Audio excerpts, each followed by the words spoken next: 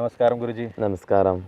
Okay, thank you so much നമ്മുടെ ക്വസ്റ്റ്യൻസിൻ്റെയൊക്കെ answers ചെയ്യാൻ വേണ്ടിയിട്ട്, പേഷ്യൻസോടെ ആൻസർ ചെയ്യാൻ വേണ്ടിയിട്ട്. ബിക്കോസ് ആസ് എ ബിഗിനർ നമുക്ക് കുറേ ക്വസ്റ്റ്യൻസ് ഉണ്ടാവും. അപ്പോൾ നമ്മൾ കേൾക്കുന്നത് തന്ത്രയിൽ കുറേ പിന്നെ ഫോംസ് ഉണ്ടാവും. ദശമഹാവിദ്യ, ഭൈരവ് തന്ത്ര, അങ്ങനെയൊക്കെ പറഞ്ഞിട്ട് കുറേ ഇതുണ്ടാവും. അപ്പോൾ ഇതെങ്ങനെയാണ് ഇപ്പോൾ ഒരാൾക്ക് മനസ്സിലാക്കണം വെച്ചാൽ എന്താ തന്ത്ര, അതിൻ്റെ എന്താ ഫോംസ്, എങ്ങനെ ഇതാവുക? തന്ത്ര പല രീതിയിലാണ്, പല വർഷിപ്പാണ്.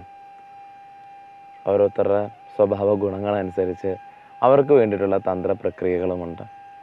തമോ രജോ സാത്വിക രീതിയിലുള്ള തന്ത്ര ക്രമീകരണ രീതികളുണ്ട്. അതൊരു ആത്മാവിൻ്റെ തലം പോലെ. ഞാൻ പറഞ്ഞല്ലോ, ചിലവർക്ക് രൂപം വേണം, ചിലർക്ക് രൂപം വേണ്ട. അല്ല, ചിലവർക്ക് ഭക്തി വേണം, ചിലവർക്ക് പ്രാണം മാത്രം മതി. അതെ, ചിലവർക്ക് ദൈവം വേണ്ട, അവർക്കൊരു എനർജി മാത്രം, ലൈറ്റ് മാത്രമേ ഉള്ളൂ. ചിലവർക്ക് അത് പറ്റില്ല, അവർക്ക് കമ്പാഷൻ, ലവും ഭക്തിയൊക്കെ വേണം. അത് ഓരോരുത്തരുടെ സ്വഭാവ രീതിയാണ്. അവരതിലൂടെ എത്തുള്ളൂ മാർഗത്തിലേക്ക്. അതല്ലേ ഭഗവാൻ കൃഷ്ണൻ പറഞ്ഞിട്ടുള്ള മാർഗം എന്തോ ആയിക്കോട്ടെ, ഒന്നിലേക്ക് മാത്രമേ ഉള്ളൂ. ഭക്തി ആവട്ടെ, തന്ത്രയാവട്ടെ, എല്ലാം. പക്ഷേ വേഗത, ഓരോ ഗുരുവും വരുന്നത്, ഒരു ഗുരുവിനൊരു പരമ്പരയുണ്ട് പറഞ്ഞതുപോലെ. ആ പരമ്പരയിൽ ആ ഗുരു എത്തിയിരിക്കുന്ന, അല്ല ഗുരു എത്തിയ ആ സമാധി സ്റ്റേറ്റ് ഉണ്ട്. അതിനെ നൽകുന്ന ഒരു രീതിയായിരിക്കും അവർ നൽകുന്ന തന്ത്രമാർഗം. തന്ത്രയുടെ അടിസ്ഥാനം, തന്ത്ര എന്ന് പറയുമ്പം മാർഗം അല്ലേ, എല്ലാം ടെക്നോളജിയാണ് അല്ലേ. അങ്ങ് എന്നെ വിളിക്കുന്നു, ഞാൻ എടുക്കുന്നു അല്ലേ. അപ്പോൾ ഇവിടെ ഒരു ടവർ അല്ലേ, ടവറുണ്ട്, കലകാലം. ഇതിലെല്ലാം ഒരു നമ്മൾ അറിയാത്ത പലതും ഉള്ളതുകൊണ്ടാണ് നമ്മൾ സംസാരിക്കുന്നത് അല്ലേ. അതേപോലെ തന്നെ ചില രീതിയിൽ നമ്മൾ അതുമായി ബന്ധപ്പെട്ടിരിക്കാനുള്ള മാർഗമാണ്. ഞാൻ പറഞ്ഞു, നിങ്ങളുടെ ബോധവുമായിട്ട് ആ സമചിത്തതയുമായി ബന്ധപ്പെട്ടിരിക്കാൻ നമുക്കൊരു ടെക്നോളജി വേണം, അതിനൊരു യന്ത്രം വേണം, എന്നാൽ അതിനെ പ്രവർത്തിക്കാൻ ഒരു മന്ത്രം വേണം. ഈ മന്ത്രത്തെ ഒരു രീതിയിൽ പ്രവർത്തിപ്പിക്കാനായിട്ടൊരു ബന്ധനം വേണം. ഈ ബന്ധനത്തെ പ്രവർത്തിക്കാനായി മുദ്രകൾ വേണം. മന്ത്രം, യന്ത്രം, തന്ത്രം, ബന്ധനം, ഇത്രയും ഘട്ടങ്ങളിലൂടെ കടന്നു പോകുമ്പോഴാണ് ഒരു വ്യക്തി അതൊരു ഊർജ പ്രക്രിയ അടങ്ങുന്ന ഒരു ക്ഷേത്ര തുല്യമായി തീരുന്നത്. അപ്പം അവിടെ ഏത് മൂർത്തി, ഇപ്പം മൂലാധാരയിൽ ഇതിനൊരു ഗുണമുണ്ട്. ഈ ഗുണത്തെ നമ്മൾ ദുർഗയെന്ന് വിളിച്ചു. സ്വാധിഷ്ഠാനയിൽ ഒരു ഗുണമുണ്ട്, അതിനെ നമ്മൾ മുരുകൻ എന്ന് വിളിച്ചു. മണിപ്പൂരയ്ക്ക് ഒരു ഗുണമുണ്ട്, അതിനെ കാളി എന്ന് വിളിച്ചു. ഒരു വ്യക്തി മരണത്തെ ഭയപ്പെട്ടുകൊണ്ടിരിക്കുന്ന ഒരാൾക്ക് അമരത്വത്തിൻ്റെ ശക്തിയെ മനസ്സിലാക്കുമ്പോൾ അവിടെ മൂലാധാരയിൽ ദുർഗയായി തീർന്നു. ഒരു വ്യക്തി സ്വാധിഷ്ഠാനയിൽ കാമത്തിനുപരി തന്നെ കാമത്തെ ആനന്ദമാക്കാനുള്ളൊരു പ്രക്രിയ തിരിച്ചറിഞ്ഞപ്പോൾ അത് മുരുകനായി. വെയിൽ, പുരുഷന്റെ ബീജം നോക്കിയാൽ മതി അല്ലേ, അതൊരു വെയിൽ പോലാണ്. അതിവിടെ ഉറന്നു നിൽക്കുമ്പം ഇതിലൂടെ ഉറങ്ങുന്ന ആനന്ദം എന്താ മനസ്സിലായി. കാമ ഊർജത്തെ മുകളിലോട്ട് ഉയർത്തുമ്പോൾ ഇത് ആനന്ദമായി തീർന്നു. അപ്പോൾ സ്വാധിഷ്ഠാനെ മാസ്റ്റർ ചെയ്യുന്ന ഒരാൾക്ക് സൃഷ്ടിയുടെ ആനന്ദത്തെ അറിയാൻ പറ്റി. അത് മുരുകനിലൂടെ സാധിച്ചു. അതേപോലെ തന്നെ മണിപ്പൂരകയിൽ നമ്മൾ എത്തുമ്പം അത് കാളി വരുമ്പം സാർ നമ്മുടെ സ്റ്റിൽനെസ്, നമ്മുടെ വികാരങ്ങളെ എല്ലാം കൊണ്ട്, വികാരങ്ങളെ ഒതുക്കിയ ഒരു വ്യക്തി അവരുടെ ഇന്ദ്രിയങ്ങൾ മുഴുവനും ഒന്ന് സ്റ്റിൽനെസ്, ആ പ്രത്യേക സ്റ്റേറ്റിൽ ഇരിക്കുന്ന സമയം നമുക്കുണ്ടാകുന്ന ഒരു ധ്യാന അനുഭൂതി. ഈ ദൈവികളുടെ ക്വാളിറ്റി എല്ലാം തന്നെ നമ്മുടെ ആന്തരിക ഘടനയിലെ ചക്രങ്ങളാണ്. അപ്പോൾ ഓരോ വ്യക്തികളും അതിനകത്ത് വർഷിപ്പിൽ പോകുമ്പോഴാണ് അവർ പല സാധനകളും ഉപാസനകളും ചെയ്യുന്നത്. അവർ ഇൻറ്റൻഷനാണ് തന്ത്രയിൽ. ദുർഗ അവർ ഉപാസിക്കുന്ന ഈ പർപ്പസിനാണ്, കാളി ഇന്ന പർപ്പസിനാണ്, ശിവ ആത്മമുക്തിക്ക് വേണ്ടിയിട്ടാണ്. ഇപ്പോൾ തിരുപ്പതി ഭഗവാൻ, തിരുപ്പതി വെൽത്ത്, ഓൺലി പ്രോസ്പെരിറ്റി. നാഗ ഓൺലി മിസ്ട്രിസം, മനസ്സിലായോ. കാലഭൈരവ ഫുൾ കർമ്മട്ടിലി, മുക്തി മാത്രം. എല്ലാം തന്നെ ഇതിൻ്റെ എല്ലാ അടിസ്ഥാന ക്രമീകരണം എന്ന് വെച്ചാൽ അതിനൊന്നും തന്നെ ഈ ഡിവൈൻ അല്ല പാകപ്പെടുത്തുന്നത്. ഡിവൈൻ ഓൾറെഡി പ്രസൻസിൽ ഫോമാണ്. പക്ഷെ നമ്മൾ അതിനു വേണ്ടി തയ്യാറാവണം. അതിനാണ് തന്ത്ര, മന്ത്രം, യന്ത്രം എന്നൊക്കെ പറയാം. നമ്മൾ തയ്യാറെടുക്കണം അതിനായിട്ട്. നമ്മൾ അതിനു വേണ്ടി ക്രമീകരിച്ച് പരിശീലിച്ച് പോകുമ്പം ഈ ഡിവൈൻ എല്ലാം തന്നെ നമ്മുടെ ഉള്ളിലും ഫോം ചെയ്യും. ആ പ്രസൻസ് നമ്മുടെ ഉള്ളിൽ വരും. അപ്പം നമ്മൾ ആഗ്രഹിക്കുന്ന ഗുണം എന്താണോ അതിനനുസരിച്ച് അതൊരു മിസ്ട്രിസ വർഷമാണ്. മനസ്സിലായോ. ഏത് വർഷിപ്പാണോ ചെയ്യുന്നത് ആ വർഷിപ്പുമായിട്ടുള്ള ബന്ധമായിരിക്കും ഈ എർത്ത് എനർജിയിൽ നിങ്ങൾക്ക് സംഭവിക്കുന്നത്.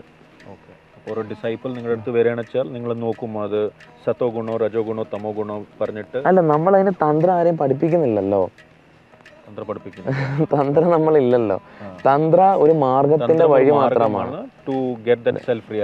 അതെ, തന്ത്ര ഒരു മാർഗമാണ്. നമ്മൾ പഠിപ്പിക്കുകയല്ല, ചെയ്യിപ്പിക്കുകയല്ല ചെയ്യുന്നത്. അത് തന്ത്ര യോഗയൊക്കെയല്ലേ നമ്മൾ തീർത്തത്. നമ്മളത് പഠിപ്പിക്കുന്നില്ലല്ലോ. പഠിച്ചാൽ അറിയുന്ന ഒന്നല്ല തന്ത്ര. അത് ഉള്ളിൽ സംഭവിക്കേണ്ട ഒരു മാർഗമാണ്. മാർഗദർശനത്തിന്റെ അടിസ്ഥാനമാണ് തന്ത്ര. തന്ത്രം ഒരു ഊർജം കൊണ്ടുള്ളൊരു ക്രമീകരണമാണ്, അതൊരു എനർജി വർക്കാണ്. അത് അത് വേറെ തലങ്ങ, അത് പറഞ്ഞില്ല, അത് നമ്മൾ അതിനു വേണ്ടി ഇറങ്ങിത്തിരിക്കണം. ഒരു സാധാരണ മനുഷ്യൻ സെൽഫ് റിയലൈസേഷന് വേണ്ടി പോകുന്ന ഒരാൾക്ക് അതിൻ്റെ ആവശ്യമില്ലല്ലോ. മനസ്സിലായോ? നിങ്ങൾക്ക് ഇപ്പം മിസ്റ്റിസമായിട്ടുള്ള പവർ വേണം, അത് അഘോരികൾക്ക് ആവശ്യമായിരിക്കും. അഘോരികൾ ആഗ്രഹിക്കുന്ന പവറിനെയാണ് അല്ലേ. ഒരു ഗുരുവിന് തന്ത്രം വേണ്ടി വരും, അദ്ദേഹത്തിന് ഡിസേബിൾസിനെ എൻലൈറ്റഡ് ആക്കണം, അതിന് അദ്ദേഹത്തിന് തന്ത്രം വേണം.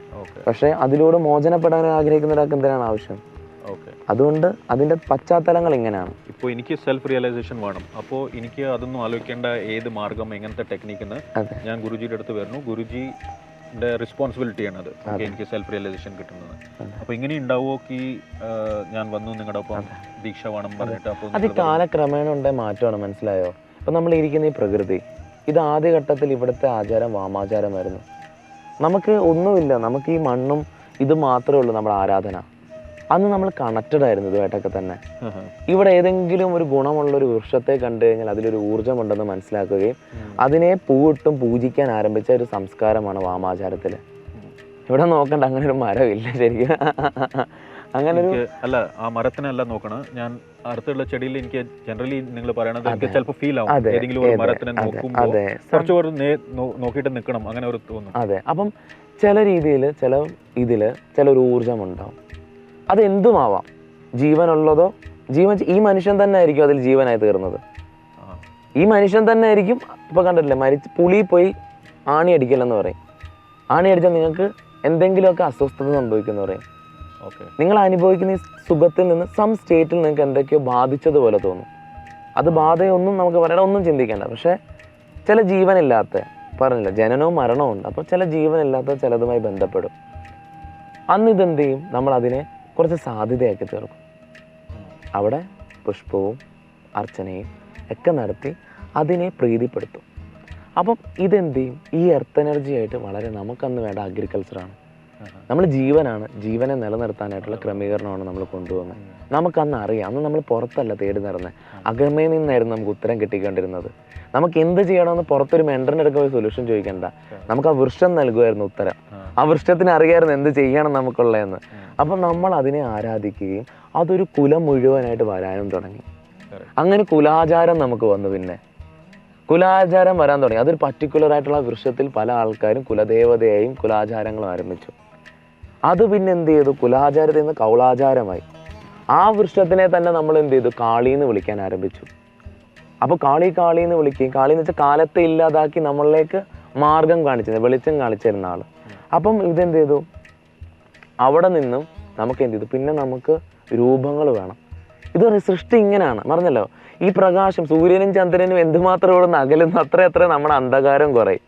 നമ്മുടെ വിവേകം സംഭവിക്കുന്ന സൂര്യനും ചന്ദ്രനും ഈ സോളാർ സൈക്കിൾ കറക്റ്റായിട്ട് പോകുമ്പോഴേ നമുക്ക് ഇവിടെ കത്തുന്നുള്ളൂ അല്ലേ. ഇവിടെ ഒരു ജീവൻ, ഒരു വൃക്ഷമല്ല, ഒരു വിത്തിട്ടാൽ വളരണമെങ്കിൽ സൂര്യൻ്റെ പ്രകാശം വേണം. അതേപോലെ സൂര്യൻ്റെ എത്രത്തോളം ജീവ ഊർജം ഈ ഭൂമിയിൽ നിറഞ്ഞു നിൽക്കുന്നു, അത്രത്തോളമാണ് നമ്മുടെ ആത്മബോധം വർദ്ധിക്കുന്നത്. ഈ ഒരു സമയത്ത് നമ്മുടെ അന്ധകാരം തുടങ്ങും. പിന്നെ നമുക്ക് രൂപം വേണം. നമുക്ക് ശിവന് രൂപം വേണം, കൃഷ്ണന് രൂപം വേണം, കാളിക്ക് രൂപം വേണം, സർവ്വതിനും നമുക്ക് രൂപം വേണം. എന്തിനാ? നമുക്കല്ലാതെ അതൊരു ഊർജ്ജമാണെന്ന് തിരിച്ചറിയുള്ള ശക്തി നമുക്കില്ല. നമ്മൾ രൂപം കൊടുക്കും, നമുക്ക് ചേരുന്ന രൂപം കൊടുക്കും. എന്നിട്ട് അതിന് കുറച്ച് സിംബോളിസം കൊടുക്കും. ശിവന്റെ ശൂലം, ഇട പിങ്കള സുഷമ, 2 നാഡികൾ, അതിൽ വീഴുന്ന ജീവാംശം, ശംഖ്, ഒരു നാദം അല്ലെ, ശംഖൊരു നാദം, നമ്മുടെ ജ്ഞാനം, ഋതംബര പ്രജ്ഞ, ഒരു ശബ്ദമുണ്ടല്ലോ. ഇപ്പൊ നമുക്കൊരു കേൾക്കാൻ കഴിയുന്ന ഒരു ശബ്ദമുണ്ട് ഇവിടെ അല്ലേ. ഈ ശബ്ദം എന്താണ്, നമ്മുടെ ചെവികൾ കേൾക്കുന്നു. എന്നാൽ ഈ ജീവ ഊർജം വർദ്ധിക്കുമ്പോൾ എന്ത് ചെയ്യും, ഇത് പിന്നെ ഈ ശബ്ദമല്ല കേൾക്കുന്നത്, മനസ്സിലായോ? ഇത് നാദപ്രജ്ഞമാവും. ഇത് ഋതംബര പ്രജ്ഞം എന്ന് പറയും. ഋതംബര പ്രജ്ഞയിലാണ് ഇപ്പോൾ ആദിശങ്കരാചാര്യ കൈലാസത്തിൽ കയറിയപ്പം ശിവൻ ഡമരു കൊട്ടിയാണ് എനിക്ക് ജ്ഞാനം പറഞ്ഞെന്ന് പറഞ്ഞു തന്നു. കൈലാസ പർവ്വതത്തിൽ ജ്ഞാനം എഴുതിയപ്പം ഡമരു നാദം, കുണ്ടലിനി ഉയരുമ്പോൾ നാദശബ്ദങ്ങൾ കേൾക്കും. കുണ്ടലിനി ഉയരാൻ ധ്യാനമാണ് സംഭവിക്കുന്നത്, ബുദ്ധിയിലായിട്ട് ചേർന്നു. പിന്നെ ജ്ഞാനം എവിടെയോ കേട്ട് നമ്മളല്ലേ ഓം ക്രീം ഹൗം ഇങ്ങനൊന്നും അല്ല, മനസ്സിലായോ? ഓം ക്രീം ഹൈം നിങ്ങൾ ആത്മാവാകുന്നു ഇങ്ങനല്ല, മനസ്സിലായോ? ഇതല്ല സംഭവം. അത് ബോധമായിട്ട് കണക്ട് ചെയ്യുവാണ്, മനസ്സിലായോ? സോങ്ങുകൾ നമ്മളല്ലേ മ്യൂസിക്കിൻ്റെ, ഇതൊക്കെ എന്തിനിടുന്നത്? ബുദ്ധിയുമായി ചേരാനാണ്, മനസ്സിലായി? ഇതിൽ കുറേ നേരം ബുദ്ധി വർദ്ധിക്കും. അതാണ് ഋതംബര പ്രജ്ഞ എന്ന് പറയുന്ന അവസ്ഥ. ഈ സ്റ്റേറ്റിൽ നിന്ന് നമ്മൾ എത്തുമ്പം ഇതിൻ്റെ അന്ധകാരം കുറയുന്ന സമയം എല്ലാവർക്കും രൂപം വേണം. അപ്പോൾ നമ്മൾ ക്ഷേത്രങ്ങൾ നിർമ്മിച്ചു. വാമാചാരത്തിൽ നിന്ന് ദക്ഷിണാചാരത്തിലേക്ക് പോയി. ഇപ്പോൾ വടക്കുന്നാഥ ക്ഷേത്രവും ഗുരുവായൂർ അമ്പലവും തിരുവണ്ണാമല എല്ലാം വാമാചാരമാണ്. ഇവിടെ സ്പന്ദനത്തെ അല്ല അറിയാൻ ശ്രമിച്ചത്, ഭക്തിയാക്കി മാറ്റി. പക്ഷേ അവിടെ ഒരു തന്ത്രം ഇംപ്ലിമെൻ്റ് ചെയ്ത് എന്താണ്, ഈ ശരീരത്തിനൊരു ശ്രീയന്ത്രത്തിൻ്റെ രീതി ഉണ്ടല്ലേ, ഇതൊരു ഊർജ്ജമാണ്. ഇത് 1,72,000 നാഡികളിലൂടെ കടന്നു പോകുന്നൊരു ഊർജ്ജ ശരീരമാണ്. ഈ ഊർജ്ജ ശരീരം പർട്ടിക്കുലർ ആയിട്ടുള്ള ജോമെട്രിക്കൽ ഉണ്ടല്ലേ. ഇപ്പോൾ ഒരു വീട് പണിയുവാണെങ്കിൽ അതിനൊരു വാസ്തു ഉണ്ട്, ഒരു ജോമെട്രി ഉണ്ട്. അതേപോലെ ക്ഷേത്രത്തിന് അതിൻ്റെ ഒരു ത്രികോണങ്ങൾ കണ്ടിട്ടല്ലേ, പലതും നമ്മുടെ ഊർജ്ജവുമായിട്ട് അത് ബന്ധപ്പെടും, ഊർജ്ജ ശരീരവുമായിട്ട്. വാസ്തു കറക്റ്റാണെങ്കിൽ അത് കറക്റ്റായിട്ടുള്ള രീതിയിൽ ക്രമീകരിച്ച് വരും നമ്മുടെ ഊർജ്ജം.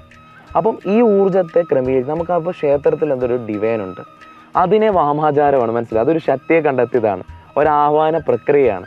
കണ്ടില്ലേ, ഒരു മരത്തെ ആയിരിക്കും വലിയൊരു ക്ഷേത്രത്തിൽ പൂജിക്കുന്നത്, ചിലപ്പോൾ ഒന്നുമില്ല അവിടെ ഒരു ചെലന്തി ആയിരിക്കും പൂജിക്കുന്നത്. സം എനർജി അതിനെ അവിടെ ഒരു തന്ത്ര രീതിയും നമ്മുടെ ശരീര രീതിയും കൂടി അടിസ്ഥാനപ്പെടുത്തി ഒരു ക്ഷേത്രമാക്കും. അവിടെ നമുക്ക് പ്രത്യേകിച്ച് തയ്യാറെടുപ്പൊന്നും വേണ്ട. നല്ല രീതിയിൽ പഞ്ചഭൂത ശുദ്ധി ചെയ്യണം. പഞ്ചഭൂത ശുദ്ധി ഒന്നിൽ അഗ്നി കൊണ്ട്, അല്ലെങ്കിൽ ജലം കൊണ്ട്, കുളിയോ നനയോ എന്തുകൊണ്ട്. ഇപ്പോൾ നമ്മൾ വെള്ളം വേണം നമ്മുടെ ശരീരത്തിൽ, ഒരു ഫ്രഷ്നസ് ഉണ്ട് അല്ലേ. എത്ര നമ്മൾ ശരീരം തളാനെ വെള്ളം ഒഴിച്ച് നമുക്ക് ശുദ്ധി തോന്നും. അങ്ങനെ നമ്മൾ എന്തെങ്കിലും പർട്ടിക്കുലർ ആയിട്ടുള്ള കാര്യം ചെയ്തിട്ട് അവിടെ ചെന്നിരിക്കുമ്പോൾ തന്നെ ശരീരത്തിൽ നിന്നും മനസ്സിൽ നിന്നും ആ ശൂന്യതയിലേക്ക് കടക്കും, മനോശൂന്യ സ്ഥിതിയിലേക്ക് കടക്കും. അതിൽ നിന്ന് പ്രത്യാഹാരയിലേക്ക് നമ്മളെത്തും, അവിടെ നിന്ന് ധ്യാനം ധാരണയിലേക്ക് നമ്മളെത്തും, പിന്നെ സമാധിയിലേക്ക് എത്തും. ഇതിനായിരുന്നു ക്ഷേത്ര നിർമ്മാണം നമ്മൾ ചെയ്തത്. കാലക്രമേണ ആർക്കും വേണമല്ലേ, പ്രകൃതിയാണ് ജീവൻ, ഇതാണ് ജീവൻ. പക്ഷെ നമ്മുടെ പ്രകാശം കുറഞ്ഞപ്പം, നമ്മുടെ വെളിച്ചം കുറഞ്ഞപ്പം നമുക്കും എല്ലാം പിന്നെ ഒരു രീതിയിൽ പറയാം അല്ലേ. ഇന്നത്തെ കാലത്ത് ഏറ്റവും കൂടുതൽ സംസാരിക്കുക വേണ്ടത്. ഞാൻ മുമ്പാണെങ്കിൽ ഈ വീഡിയോയിൽ പറഞ്ഞു അല്ലേ, ഒരാൾക്ക് ഇപ്പോൾ എനിക്കാണെങ്കിലും ഞാനിതൊന്നും ചിന്തിച്ചിട്ടില്ല, മനസ്സിലായോ. നാഗോ ശിവനോ ദേവിയോ ഒന്നും ചിന്തിച്ചിട്ടില്ല. പക്ഷെ ഇന്നത്തെ കാലത്ത് ഏറ്റവും ആൾക്കാരുടെ ഇത് പറഞ്ഞു നൽകുക വേണ്ടത്, മനസ്സിലായോ. അത്രയേറെ നമുക്ക് അതുമായിട്ട് യോജിക്കണം. നമുക്ക് എന്താണ് അതിൻ്റെ ബെനിഫിറ്റ് എന്ന് അറിയണം. നോട്ടെ ഇന്നറിലേക്ക് പോകാനായിട്ടുള്ളൊരു ഇത് വരുന്നില്ല, കിട്ടുമോ എന്നുള്ളത്. പക്ഷെ നമ്മൾ ചേരാൻ പഠിക്കണം, ചേരുവായിട്ട് അറിയണം. അപ്പോൾ ഇതെല്ലാം തന്നെ മനുഷ്യൻ്റെ പ്രകാശം കുറഞ്ഞപ്പോൾ ഉണ്ടായ സ്ക്രിപ്റ്റിംഗ് ആണ്. എന്നാൽ സ്ക്രിപ്റ്റിംഗ് എന്ന് വെച്ചാൽ ഒരു സിനിമ കണ്ടു പോകുന്നത് പോലെ അത് കഴിയുന്നില്ല അവിടെ. ഇത് ജീവൻ്റെ ഭാഗമാവുകയാണ്, മനസ്സിലായോ. ഇത് ക്ഷേത്രത്തിൽ ചെന്നിരിക്കുമ്പോൾ സംഭവിക്കും. അവിടെ തൊഴാൻ പോവാതെ അവിടെ എന്താണ് ഇൻറ്റൻഷൻ വെച്ച് പോകുമ്പോൾ അത് സംഭവിക്കും. നമ്മൾ ദുർബലരായിട്ടല്ല അവിടെ പോകേണ്ടത്, ശക്തരായിട്ട് പോകണം. നിങ്ങൾ തന്ത്രം പോലെ നിർമ്മിച്ചൊരു ശരീരം കൊണ്ട് അവിടെ പോകുമ്പോൾ അവിടുത്തെ ശക്തിക്ക് നിങ്ങൾക്ക് തരാതിരിക്കാൻ പറ്റില്ല, മനസ്സിലായോ. അതൊരു ഊർജ്ജം മാത്രമാണ്, നിങ്ങളും ഒരു ഊർജ്ജമാണ്.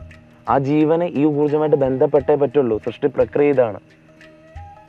നിങ്ങളുടെ കർമ്മം നോക്കിയിട്ടല്ല അത് നിങ്ങളുടെ ഊർജ്ജം നൽകുന്നത്. നിങ്ങൾ നിർമ്മാണം ചെയ്തിട്ടുണ്ടോ, നിങ്ങൾ അത്രയും തപസ് ചെയ്തിട്ടുണ്ടോ, നിങ്ങൾക്കത് കിട്ടിയിരിക്കും. നമ്മുടെ ജോമെട്രി മെയിൻറ്റെയിൻ ചെയ്തിട്ടുണ്ടോ, അതാണ് ജോമെട്രി ആണല്ലേ, അതാണ് അതിൻ്റെ അടിസ്ഥാനം. പിരമിഡ് ഒക്കെ നമ്മൾ ഉണ്ടാക്കുമ്പോൾ പിരമിഡിൽ എന്താണ് ഇപ്പോൾ ഇവിടെ ഒരു ബക്കറ്റ് ഇങ്ങനെ ഒരു ത്രികോണത്തിലൊരു വെള്ളം ഞാൻ വെച്ചു, ത്രികോണം അല്ല സ്ക്വയർ ഷേപ്പിൽ അല്ലേ. ഇതിങ്ങനെ വെള്ളം പറയുമ്പോൾ ഇത് നിറഞ്ഞങ്ങോട്ട് പോകാൻ തുടങ്ങി. അതേ സമയം ഞാനിത് കുറച്ചുകൂടെ പൊക്കി കെട്ടിയിട്ട് ഇത് വെള്ളം പോകാത്ത രീതിയിൽ സേവ് ചെയ്തിട്ട് കുറച്ചുകൂടെ ക്രമീകരണം ചെയ്ത് വെച്ചാൽ എന്തായിരിക്കും അവസ്ഥ, വെള്ളം പോകത്തില്ല. അതേപോലെ അവിടെ നിന്ന് എന്തായാലും സംഭവിക്കും. അതിന് ഇങ്ങനെയല്ല അത് തടയുന്നത്, അത് വന്നുകൊണ്ടിരിക്കുക. പക്ഷെ നമുക്കത് സ്വീകരിക്കാൻ പറ്റുന്ന ഒന്നില്ലാത്തത് കൊണ്ടാണ് അത് നിൽക്കാത്തത്. എന്നാലും നിങ്ങൾ രണ്ടും ഏതാണ്ട് ചെയ്തപ്പം നിങ്ങൾ ബാക്കിലോട്ട് വീഴുന്ന പോലെ തോന്നേ. അത് ക്രമീകരിച്ചാൽ നമ്മൾ വീഴില്ല, മനസ്സിലായോ. അത് നിൽക്കും. നട്ടൽ ബാക്കിലോട്ട് പോവില്ല, അത് മുകളിലോട്ട് ഫോഴ്സ് ചെയ്ത് നിൽക്കും. അപ്പോൾ അത് ഇവിടെ നിൽക്കുന്നത്, മനസ്സിലായോ. ഇവിടെ നിന്ന് കഴിഞ്ഞാൽ നിങ്ങൾ ഈ ശരീരവും മനസ്സോട്ട് കുറച്ച് അകലമായിരിക്കും, ഡിറ്റാച്ച്ഡ് ആവും. അപ്പോൾ നിങ്ങൾ ഇവിടെ മാത്രമായിരിക്കും, അപ്പോൾ നിങ്ങൾ ബാക്കിലോട്ട് പോവില്ല. ഇതിന് കറക്റ്റായി ജോമെട്രി ചെയ്ത് കഴിഞ്ഞാൽ ഇതിൽ പ്രത്യാഹാരം എന്ന് പറയുന്ന സ്റ്റേറ്റ് സംഭവിക്കും. ഇതാണ് ഇതിൻ്റെ അടിസ്ഥാനം. അതിനാണ് തന്ത്രം തുടങ്ങുന്ന വാമാചാരത്തിൽ നിന്നാണ്. അത് കുലവുമായിട്ട് ബന്ധപ്പെടുത്തി കൗളാചാരം, കുലാചാരം ഇങ്ങനെ ക്രമീകരിച്ച് അവസാനം ഇപ്പോൾ ദക്ഷിണാചാരത്തിൽ നിൽക്കുന്നു. ഒരു വ്യക്തിക്ക് ഇതെല്ലാം സൃഷ്ടി ഒരു ഇതാണ് അല്ലേ. ദൈവം ഒരു പ്രകാശമാണ്. ഗീതയിൽ കൃഷ്ണൻ പറഞ്ഞത് എന്താണ്, ഇതൊരു പ്രകാശമാണല്ലേ. ജീസസ് പറഞ്ഞ എന്താ, ഗോഡ് ഈസ് ലൈറ്റ്. എല്ലാവരും ദൈവം ഒരു പ്രകാശമാണ്. ദൈവം ഒരു പ്രകാശം തന്നെയാണ്, ആനന്ദത്തിൻ്റെ ശുദ്ധബോധത്തിൻ്റെ ഒരു പ്രകാശമാണ്. അതിൻ്റെ അംശമാണ് ഈ ജീവന്. പക്ഷെ ഇതിലേക്ക് എത്താനായിട്ടുള്ള ക്രമം ഇപ്പൊ ബുദ്ധൻ പറഞ്ഞത് വെറുതെ ഇരിക്കുക എന്നാണ് പറഞ്ഞത്. നിങ്ങൾ വെറുതെ ഇരിക്കുക, നിങ്ങൾ ഈ ധ്യാനം സംഭവിക്കും, അവബോധം സംഭവിക്കും. പക്ഷേ 8 വർഷം എടുത്തു മൂപ്പർക്കും ശ്വാസത്തിൽ നോക്കിയിരുന്നിട്ട്. അല്ലേ? ശ്വാസത്തിൽ മാത്രം നോക്കിയിരുന്നിട്ട് 8 വർഷം എടുത്തു അദ്ദേഹത്തിന് ആരാന്ന് തിരിച്ചറിയാൻ, സെൽഫ് റിയലൈസേഷൻ സംഭവിക്കാൻ. അദ്ദേഹത്തിൻ്റെ അത്രയും സഹജ ശക്തിയുള്ള മനുഷ്യനുണ്ടോ ഈ ഭൂമിയിൽ? 8 വർഷം ആർക്കെങ്കിലും സമയമുണ്ടേ?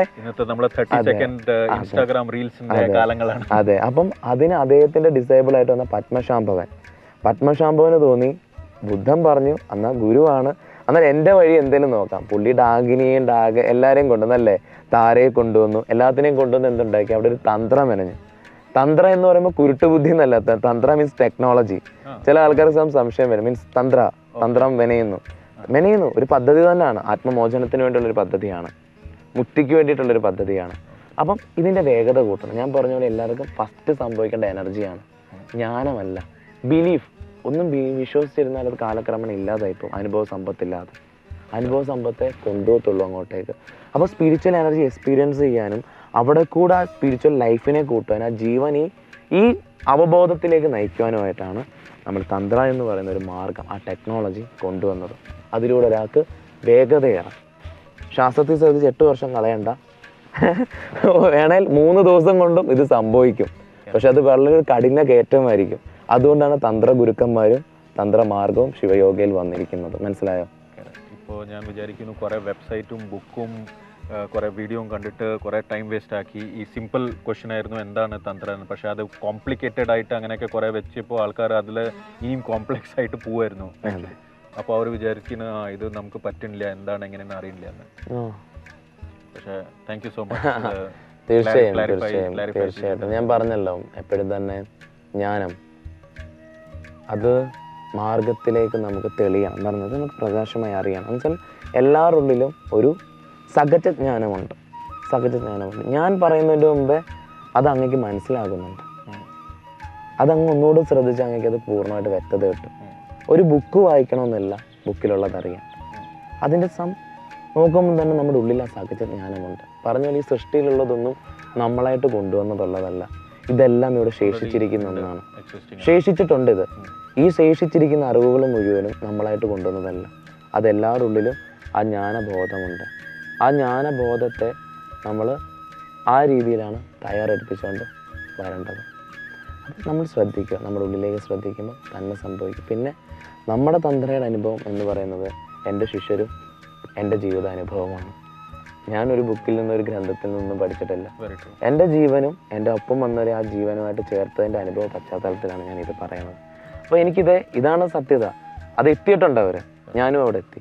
അപ്പോൾ ആ മാർഗമാണ് എൻ്റെ ദർശനം. അതുകൊണ്ട് കൂടുതൽ ബുക്കിൽ പറയുന്ന പോലെ ആ സ്റ്റോറി ടെല്ലിങ് പോലെ നമുക്ക് പറയാൻ പറ്റില്ല. ജീവൻ്റെ അടിസ്ഥാന പ്രക്രിയയിൽ പറഞ്ഞ് മനസ്സിലാക്കാൻ സാധിക്കും. അല്ല, അതാ വേണ്ടത്. അതാണ് ഇപ്പോഴത്തെ ഓഡിയൻസിനും വേണ്ടത്. സ്ട്രേറ്റ് ആൻസർ വേണം അവർക്ക് എന്താണെന്ന് പറഞ്ഞിട്ട്. തീർച്ചയായും. Thank you so much. നമസ്കാരം.